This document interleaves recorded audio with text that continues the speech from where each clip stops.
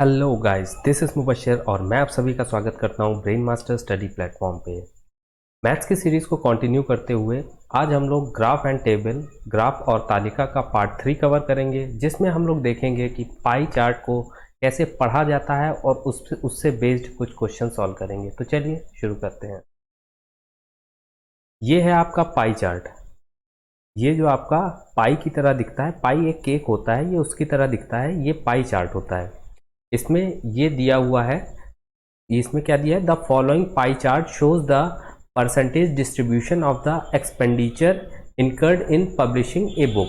ये pie chart ये दर्शा रहा है कि कोई बुक है, उसको पब्लिश किया गया, उसको क्या किया गया, पब्लिश किया गया। तो उसके पब्लिश करने में जो जो भी कॉस्ट आई है उसको इस पाई चार्ट से दिखाया गया है।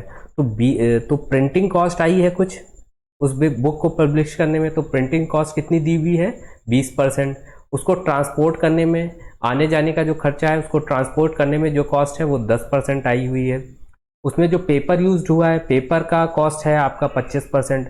उसको बाइंडिंग कराने में उसकी जो कॉस्ट आई हुई है वो क्या है, कितनी है, 20%। उसकी रॉयल्टी जो दी जाती है बुक की, उसकी कॉस्ट कितनी है, 15%।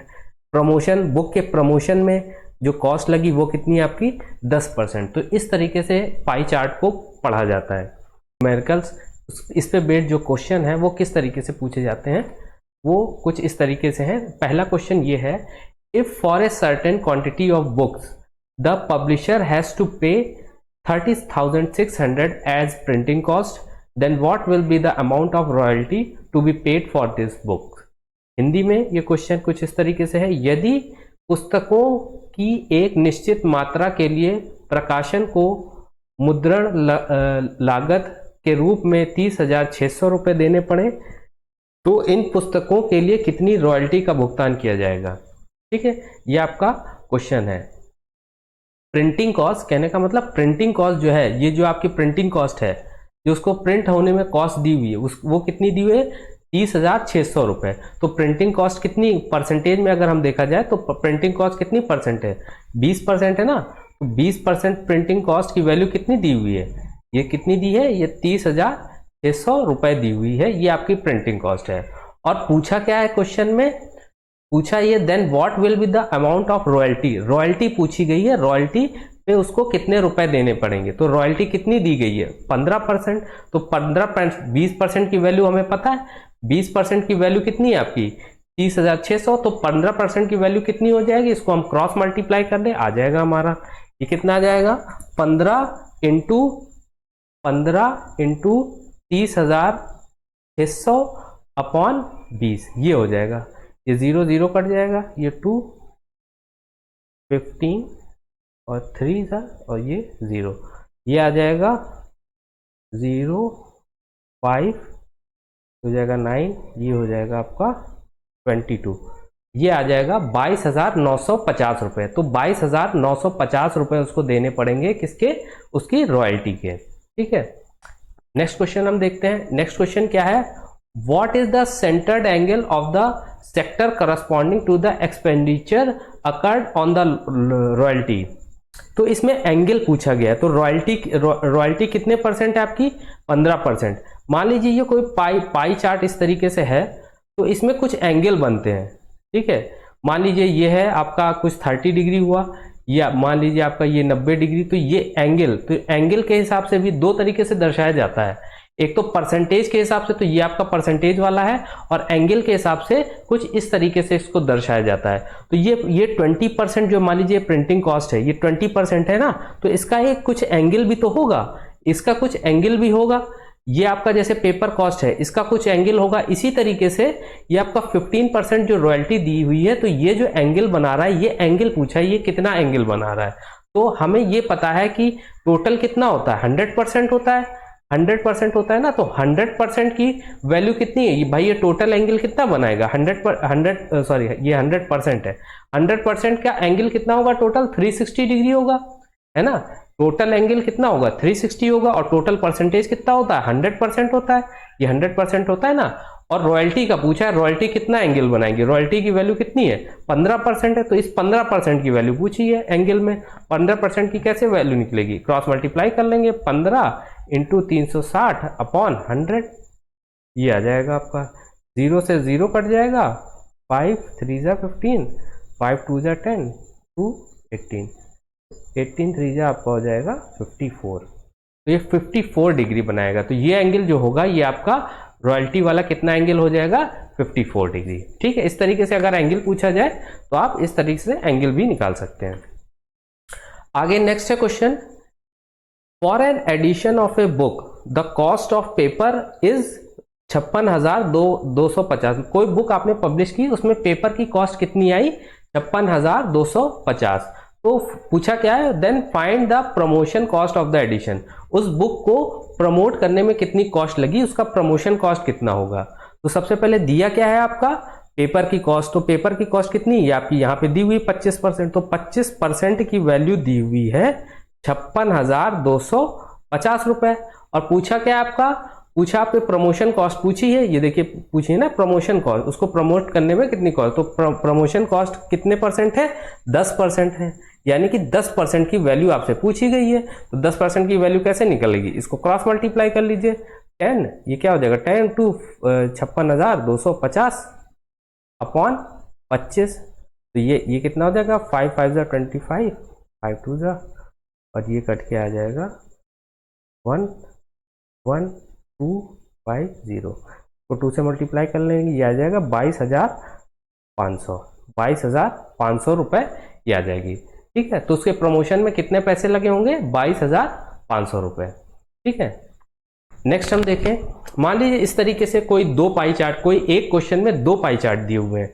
ये पाई चार्ट आपको क्या दर्शा रहा है कि इंडिया से जो बाहर लोग गए हैं, घूमने गए हैं, कुछ लोग इंडिया से बाहर लोग गए हैं, तो 40% लोग कहाँ गए हैं यूएसए गए हैं, 10% लोग कहाँ गए हैं घूमने यूके गए हैं यूनाइटेड किंगडम, और 30% लोग कहाँ गए हैं आपके जापान गए हैं, और बाकी जो बचे हुए 20% है ना भाई, टोटल कितना होता है 100 होता है ना, तो ये कितना हो गया 10 प्लस 40 50, 50 प्लस 30 80, बचा कितना 10। तो बचे हुए लोग दूसरे देशों में गए हैं, अदर मतलब दूसरे बाकी जो बचे देश दुनिया के बचे हुए वहां गए हैं 20% लोग।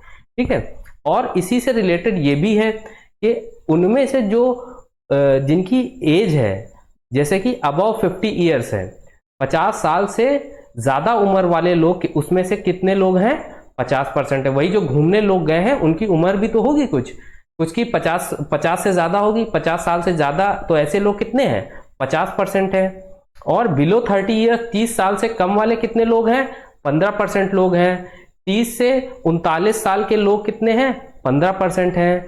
40 से 49 साल के लोग कितने हैं वो हैं 20%। तो ये आपका क्या दिखा रहा है, ये एज वाइज दिखा रहा है और ये कंट्री वाइज दिखा रहा है, कंट्री वाइज दिखा रहा है कि कितने लोग किस कंट्री में गए और ये कितने परसेंट के लोग हैं और उनकी एज के हिसाब से ये पाई चार्ट बना हुआ है। अब इसी से बेस कुछ क्वेश्चन बनते हैं। वो क्वेश्चन किस तरीके से बनेंगे, कुछ इस तरीके से होंगे।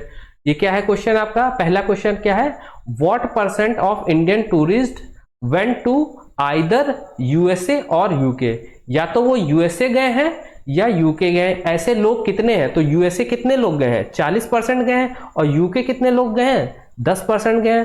तो दोनों जगह मिला के कितने लोग गए होंगे 10% प्लस 40%, तो टोटल कितना हो गया 50%। तो इसका आंसर क्या हो जाएगा 50%। ठीक है, 50% लोग ऐसे हैं वो या तो यूके गए हैं या यूएसए गए हैं। ठीक है, नेक्स्ट क्वेश्चन देखिए। अब इसमें रेशियो निकालना है। द रेशियो क्या है question, the ratio of number of Indian tourist that went to USA. तो इंडियन जो लोग यूएसए गए वो कितने हैं, इंडियन टूरिस्ट जो यूएसए गए वो कितने हैं 40% है ना, 40% अपॉन क्या पूछा गया, to the number of Indian tourist who were below 30 year of age. तो 30 साल से कम वाले लोग कितने 15% ही तो हैं 30 साल से नीचे, तो अपॉन में 15 आ जाएगा। तो ये क्या आ जाएगा 5 8 जा 40, 5 3 जा, तो ये रेशियो कितना आ जाएगा, ये रेशियो आ जाएगा 8:3, 8:3, ये हो जाएगा आपका आंसर। ठीक है, इसी पे बेस्ड एक और क्वेश्चन है, ये देखते हैं। ये क्या कह रहा है, ये क्वेश्चन क्या कह रहा है, इफ अमंगस्ट अदर कंट्रीज, ये जो अदर वाले कंट्री है ना, ये 20% जो लोग हैं, जो 20% कंट्री बचे दुनिया के, जो 20% लोग हैं वो अदर कंट्री में गए, 20% लोग अदर कंट्री में गए, ठीक है। उनमें से जो अदर कंट्रीज है उनमें से स्विट्जरलैंड कितने लोग गए, 25%, ठीक है। इस 20% का 25% लोग कहाँ गए, स्विट्जरलैंड में। तो स्विट्जरलैंड लोग कितने गए होंगे, कितने गए होंगे, 25% ऑफ 20%, 20%। भाई अदर कितने हैं, 20% ही तो हैं, और इस 20% का स्विट्जरलैंड कितने लोग गए हैं, 25% ही गए हैं, 25% ही तो गए हैं। तो ये कैसे निकलेगा, 25% ऑफ 20%, ठीक है। ये जो 20% अदर वाले हैं इसका हमें 25% निकालना होगा। तो हमें क्या पता चलेगा कि स्विट्जरलैंड कितने लोग गए, तो ये कितना आ जाएगा, 25 इंटू 20/100, ये क्या हो जाएगा, 100, इस तरीके से अपॉन 100 हो जाएगा, ठीक है। तो ये कितना हो जाएगा, ये 0 कट जाएगा, 2 5 10, 5 5 25, तो ये कितना आ जाएगा, 5%। तो टोटल 5% ऐसे लोग हैं जो स्विट्जरलैंड गए हैं। और आगे क्या कह रहा है, and it is known from Swiss record that total of 25 lakh Indian tourist had gone to Switzerland during the year. तो उस साल कितने लोग गए हैं स्विट्जरलैंड, वो दिया हुआ है 25 लाख लोग, 25 लाख लोग गए हैं। तो यानी कि 5% की वैल्यू कितनी हो गई, 25 लाख, 25 लाख। भाई 5% तो गए हैं लोग स्विट्जरलैंड में, और इसकी वैल्यू दी हुई है कितनी, हमें पता है कि 25 लाख लोग गए हैं स्विट्जरलैंड में। अब आगे क्या है, then find the number of 30 to 39 year old Indian tourist who went abroad in that year. तो 30 से 39 ईयर के लोग बाहर कितने लोग गए हैं, 15%। 30 से 39 ईयर वाले लोग बाहर कितने गए हैं, सिर्फ 15% गए हैं, ठीक है। तो इस 15% की वैल्यू निकालनी है। तो 5% की वैल्यू 25 लाख है, तो 15% की वैल्यू क्या हो जाएगी, 15% की वैल्यू क्या हो जाएगी, ये कितना है, इसका 3 गुना है ना, तो 25 का 3 गुना कितना हो जाएगा, 75। 25 इंटू 3 क्या होता है, 75। तो इसका क्या आंसर आ जाएगा, 75 लाख। तो 75 लाख ऐसे टूरिस्ट होंगे जो 30 से 39 ईयर के होंगे, जो इंडिया से बाहर घूमने गए हैं, ठीक है। तो इसका आंसर हो जाएगा 75 लैक्स, ठीक है। तो ये थे कुछ क्वेश्चन जो आपके पाई चार्ट पे बेस्ड थे। हम पाई चार्ट को इस तरीके से सॉल्व कर सकते हैं। हमने क्या सीखा आज, कि पाई चार्ट को सबसे पहले हमने सीखा कि पाई चार्ट को पढ़ा कैसे जाता है, उसके बाद उसको कैसे सॉल्व किया जाता है, ठीक है। तो दोस्तों वीडियो अच्छी लगी हो तो वीडियो को लाइक करें, शेयर करें, चैनल को सब्सक्राइब करें। मिलते हैं नेक्स्ट वीडियो में, तब तक के लिए take care and good bye.